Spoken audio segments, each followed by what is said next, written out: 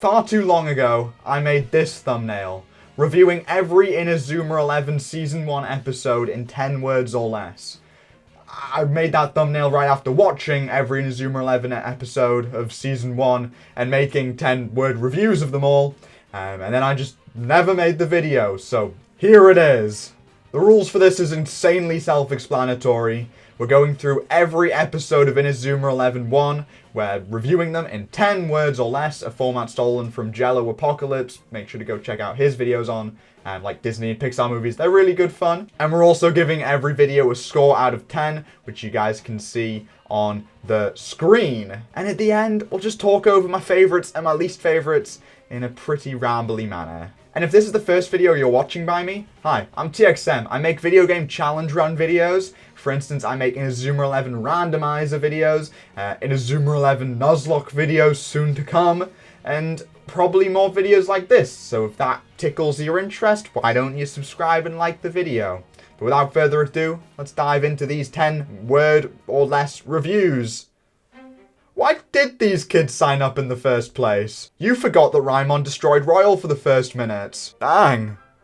Kevin's actually a really great character. The coach is called Jekyll Hyde. Jekyll Hyde. Jekyll Hyde. Mark's dad is iconic. Good character development makes good episodes.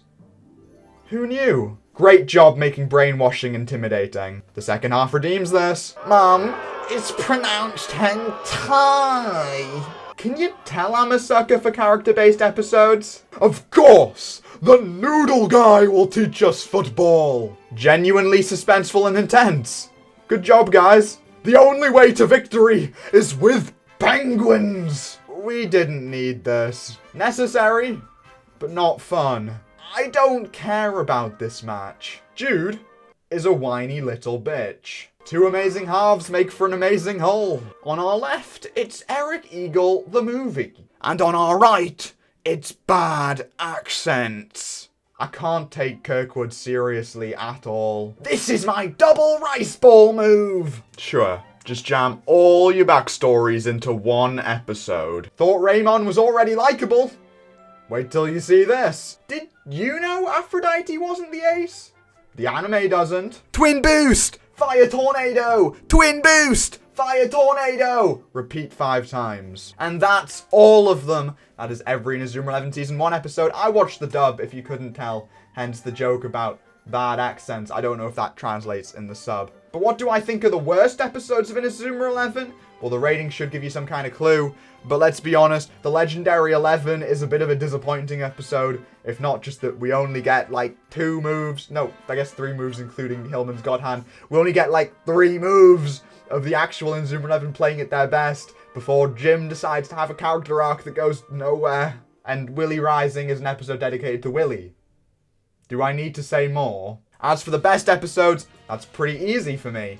The Spy from Royal is the best episode of Inazuma 11 Season 1, if not just because it tells the story from a perspective that isn't Mark Smiley Thumbs Up Evans, who is a good character, but it's nice to see some different perspective. Bobby is a really interesting and complex character in this season, and this episode really shines a great light on it. It also makes for perfect setup for the Royal Academy match, which is honestly the most exciting and most built up to event in the entire series. At least the first season of the entire series. Break the Unbreakable Wall is the best match-based episode.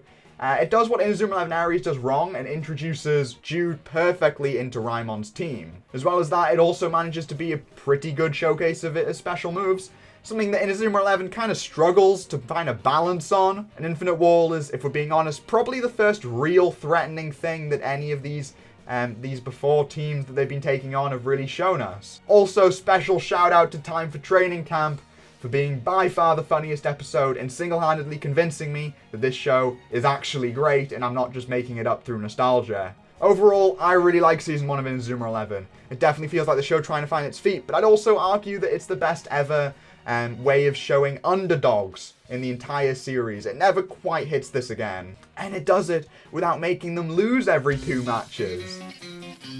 Wow. Hashtag Stan Todd. And we're out.